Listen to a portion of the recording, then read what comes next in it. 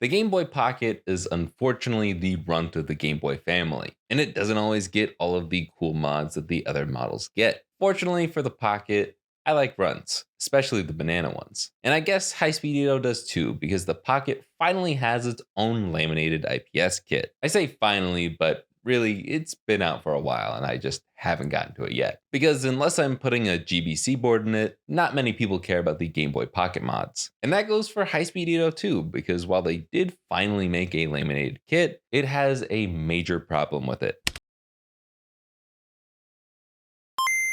People think I shill for High Speed Edo because they think I hate funny playing. In reality, funny playing has just been getting lazier and lazier with quality control, and I call them out on it because it's not okay. And today, I'm calling out High Speed Edo because, oh my god, this IPS kit is unplayable. I'm not exaggerating. I'm getting ahead of myself, so let's start at the beginning. Installing this laminated IPS kit is pretty much the same as installing their version of the Q5 IPS kit. You need to solder wires for A, B, select, and power. There are also touchpads if you prefer that over button controls for some reason, but this kit does require soldering because you need to at least do the soldering for the power. And while this is a different screen than the Q5, the only real difference is how you put in the screen. You can trim a shell to work with this kit if you want, but I recommend just buying the pre-trimmed shells from the screen's listing. Once you peel the peels for the screen lens, you can stick the whole thing down to the shell. After you do all the soldering, you can screw it all together and you're done. You can power it on and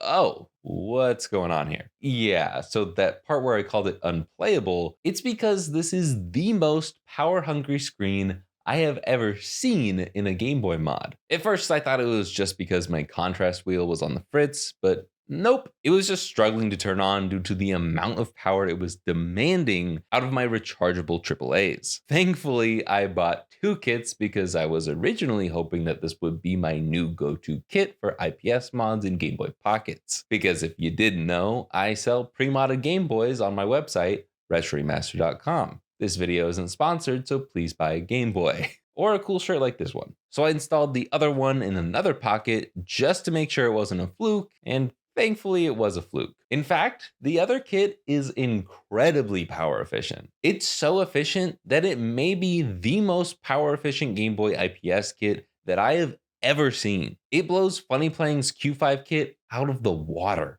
Don't put your Game Boys in water. But I'm still a bit disappointed that something this bad slipped through the cracks. This is unacceptable. And since I only have two kits, I don't truly know how common this is. It's not, oh no, it's gonna hurt my battery life. It's my Game Boy doesn't last more than 5 minutes, if I can even get it to turn on in the first place. So I emailed my contact at High Speed Edo and gave them all the numbers I had, asking if there was anything that could be done to fix this. I'm a little mixed on their response. Initially, it felt like they did not believe me, like I had messed up the install. But once I mentioned that I was a YouTuber making a review, they didn't really question me anymore and sent me a new working kit for free. Once I got it, I swapped it, did more testing, and found that it was actually the screen, not the driver board, that was demanding all the power, which I found very interesting, but apparently it's a thing. I figured it would have been a bad component on the driver board, but apparently there are some defective panels out there that just ask for too much power. So when I told them what I had found, they claimed that that has never happened before. I asked if they had a quality control department, and they say they do. So I said that they should probably be made aware of the situation, and maybe adding some QC stickers would be nice. But that's about where the conversation ended. Look,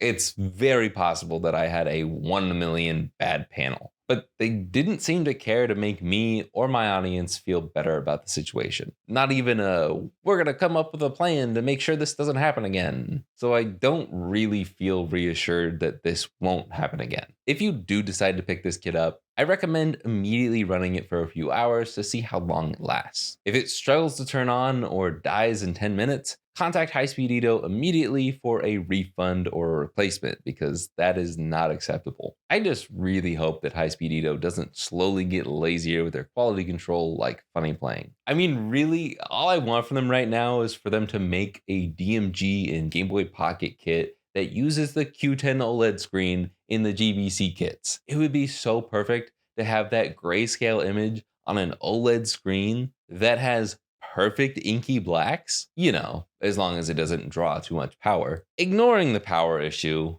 this kit is really good. It's even easier to install than their Q5 kit because it's laminated, and it is actually incredibly power efficient when it's working properly. But it's kind of hard to review Game Boy Pocket screens beyond that, because it's not like the screen will have better colors than the Q5. It doesn't matter because it's black and white. Yes, there are color palettes, so colors still matter a teeny tiny bit, but there are 36 color palettes. You'll find a shade you like, and you probably won't notice the difference between this IPS kit and any other IPS kit. But what do you guys think of the laminated IPS kit? Let me know in those comments down below. As long as this was just a problem with my one screen and maybe a few others, I probably will make this my new go-to kit for the Game Boy Pocket. I'm just a little nervous to recommend it in case it is a larger problem, because not everyone has the equipment to test these screens like I do. Hopefully you just don't receive an inefficient one. If you need help installing it, I'll have a tutorial up on the second channel, Jake64, that is live right now.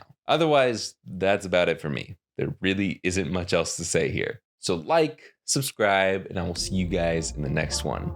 Later, guys.